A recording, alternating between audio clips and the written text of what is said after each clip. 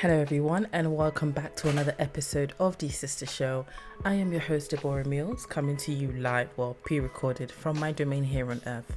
And I'm here to talk to you about, as you can see from the title of the video, it's nothing new, just AI. Since everyone's talking about it these days, I thought let me just put my 2 cents in, or 2 kobo. Anyway, so artificial intelligence. What are we afraid of?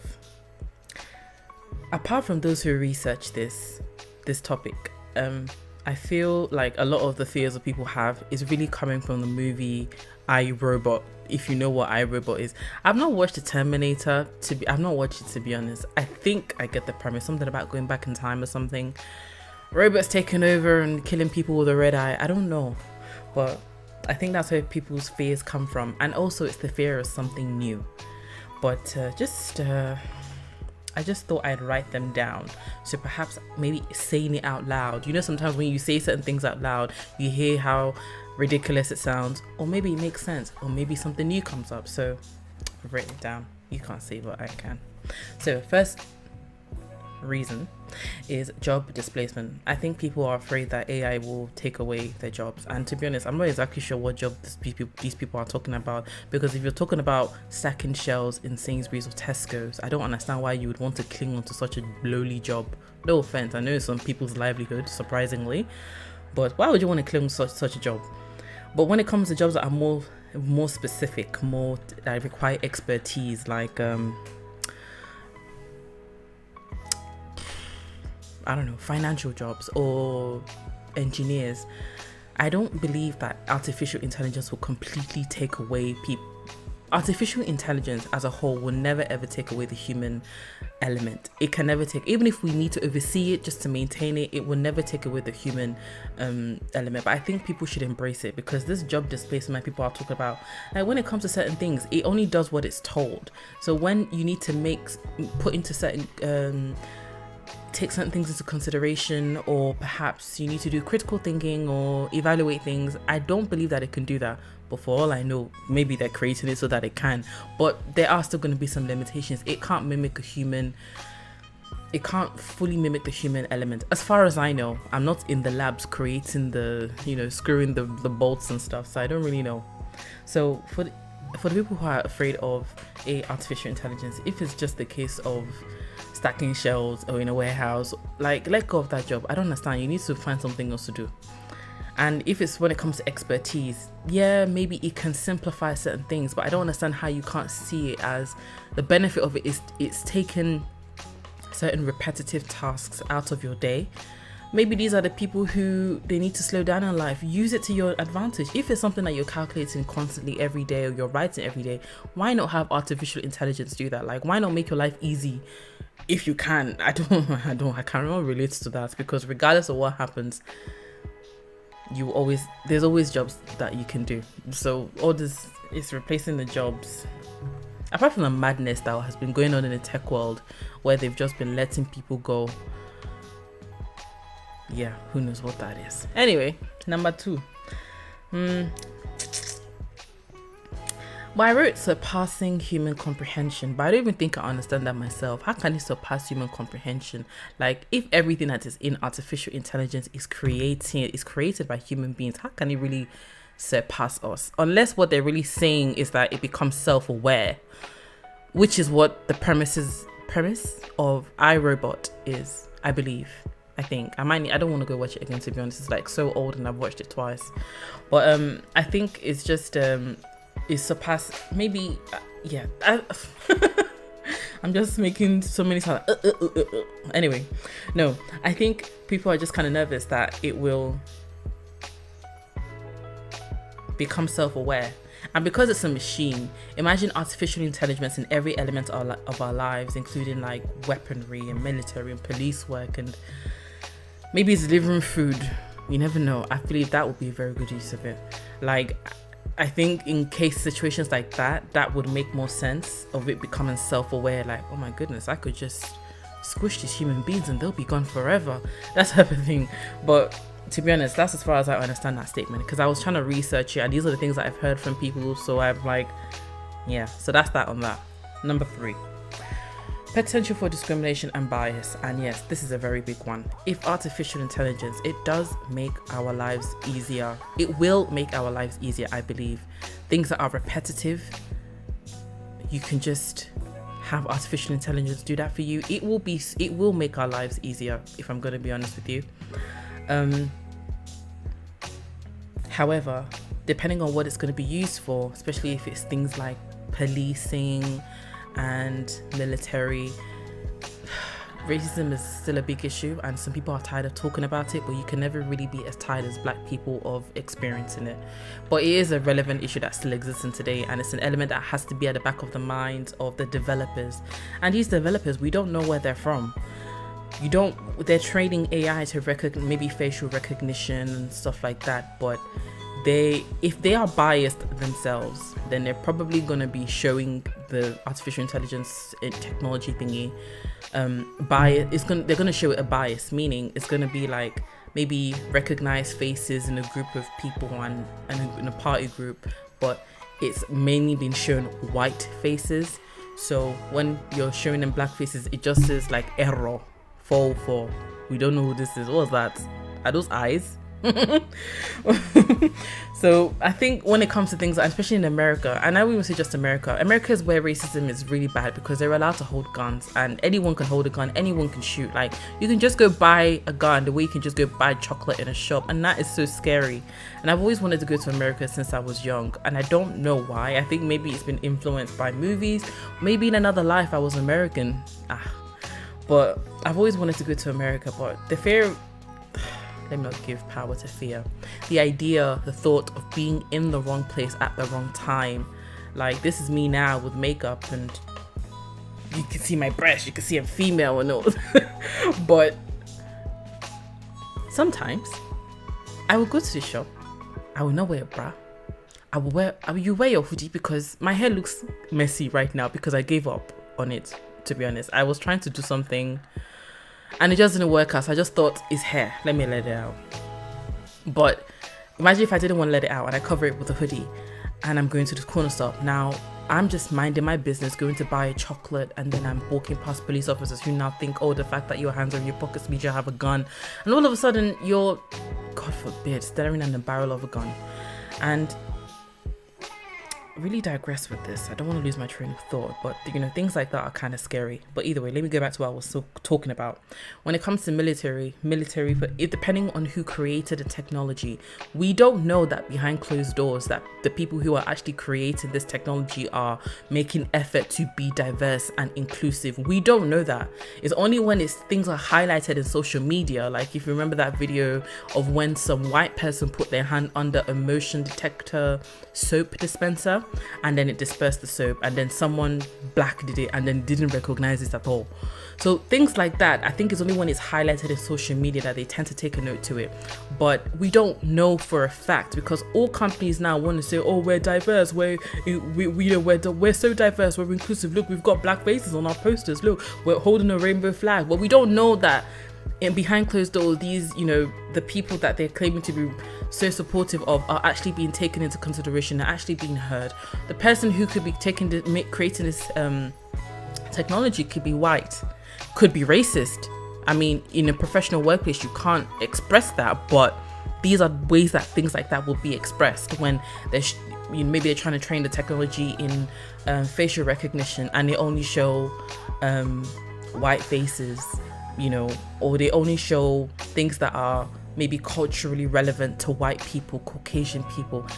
These are the biases. And when you think about the fact that AI will soon be it will be integrated in society, it will make our lives easier. But I've noticed one thing, that everything human beings create, there's always a downside to it. Social media connects all of us. You can message a person in Taiwan or Thailand, Australia, but then there's cyberbullying, there's inappropriate content, there's other stuff that are going on in it. So this AI, it is going to help our lives, make it easier, make certain processes faster, but there's going to be a downside. And it's kind of, sometimes it is like, these are just the things I'm mentioning today are just the things that I know about, that we're all conscious of, but we don't also know what the future is going to hold. So we can't fully say that we know what is going to happen. Anyway, So when it comes to policing or military, imagine police in America. Imagine if it's AI that's doing the policing, maybe just patrolling or something like that.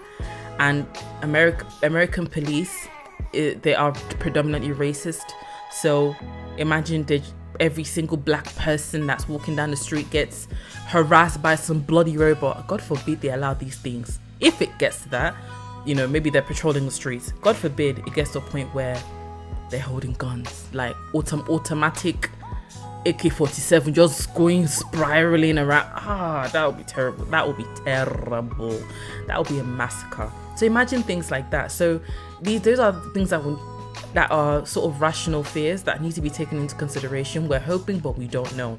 But the consequences of these things not being taken into considerations are severe.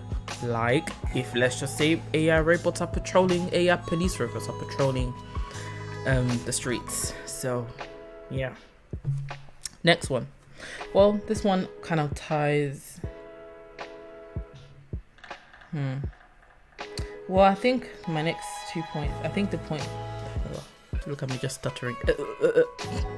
Anyway, I think these 2 points tie in together. I think I've made them together. Like when it comes to automatic decisions, autonomous vehicles, healthcare. Imagine AI screening people who need healthcare before they get to a doctor or something like that, and then just automatically screens out black people. Obviously, I'm a black woman, so I have to say everything from a black woman's perspective. So yeah, and then there's military police and weaponization. Goodness me, the future is exciting and it's scary, but we have to keep pressing forward, because if we don't, the enemy is still doing that. So get up. Anyway. Oh, and that also begs the question, back to that third point I mentioned. Imagine all these severe consequences when it comes to healthcare and policing and military and all thing. When that happens, who is responsible? Because, like I said, if the engineer that creates it is racist, you can't really tell what's in their head, but these are one of the ways that it may express itself. But when the machine goes haywire, something's wrong with the algorithm, something happens and then it starts killing people, or something goes wrong. Mass calculations, let's say in the financial sector, because money is kind of what makes the world go around in a way.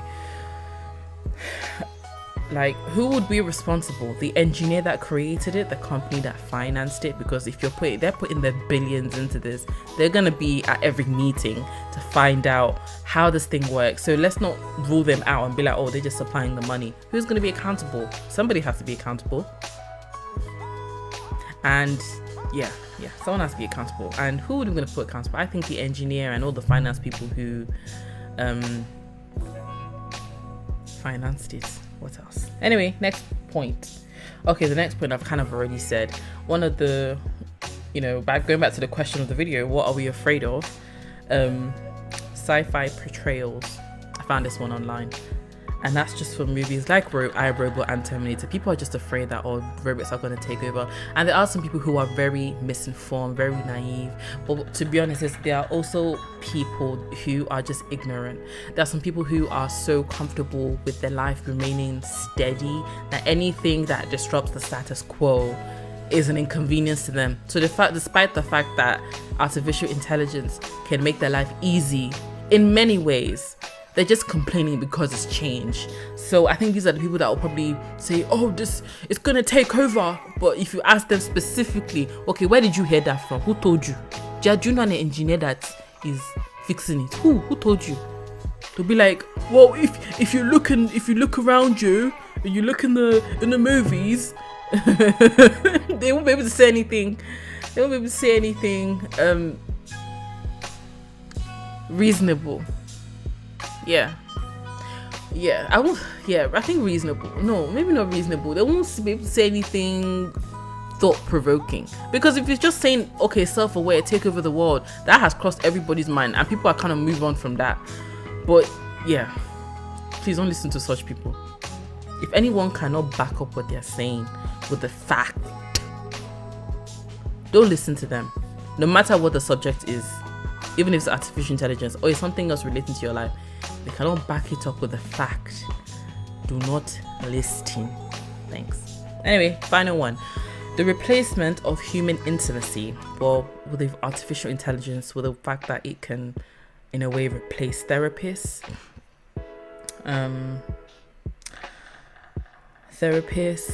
Places where it's the human element is important. Like, okay, let me not just repeat myself, but therapists. But even when it comes to things like sex, they're robots for that now, and it's kind of weird. I mean, women, we had dildos and stuff, but sometimes it's like, it's weird. I think this isn't necessarily something to be afraid of. I think the fact that now, first of all, people like to complain that, social media and technology has separated people. People are now having anxiety, no longer able to start conversations and things like that. But